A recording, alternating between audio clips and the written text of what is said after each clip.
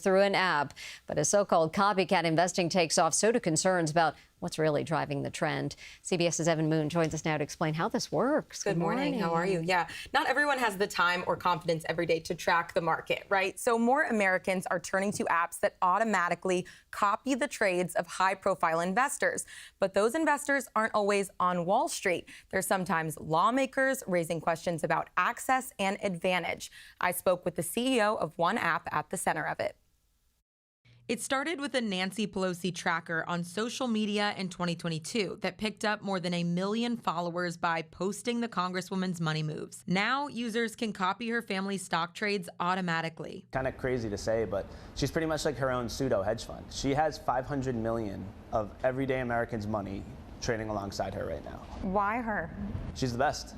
We sat down with Chris Josephs, whose app, AutoPilot, lets users mirror the trades of a dozen politicians and other top investors. The Donald Trump White House asset management portfolio, for example.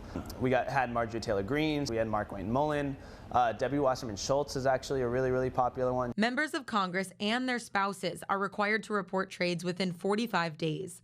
Joseph says his app isn't partisan. It follows how both sides trade. What are politicians privy to that the average American wouldn't be? They get classified on a number of different things, from back in 2020 with COVID. There were literally politicians that traded on COVID. A couple of them got investigated. They had all that information before the public did. All the wars, the Ukraine war, some politicians are trading on. The Israel-Hamas war, some of the politicians were buying up war stocks before that happened. Screw it. If they're going to keep trading, why not build a way to get in on the action? Because what better way to highlight the hypocrisy of them trading than to just copy them? $1.3 billion is currently invested through the AutoPilot app.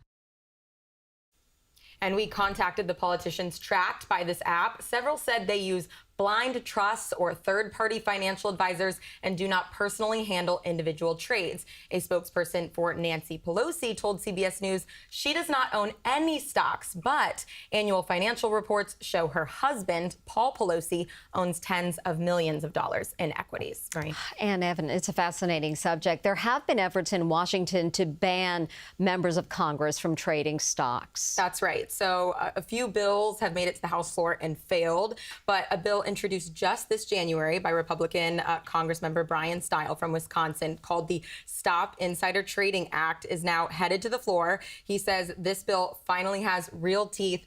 The caveat with this bill is that it won't just ban members of Congress from trading, it will also ban their spouses and their dependent children. He says that's important. Is it only politicians that users can copy on this app? There's only about a dozen politicians on this particular app. There are other apps where you can do this, but you can also follow famous economists, professors. There's AI-driven portfolios that are doing really well. So the majority actually isn't politicians on the app. Is it risky? I mean, how well does the average trader do on this app?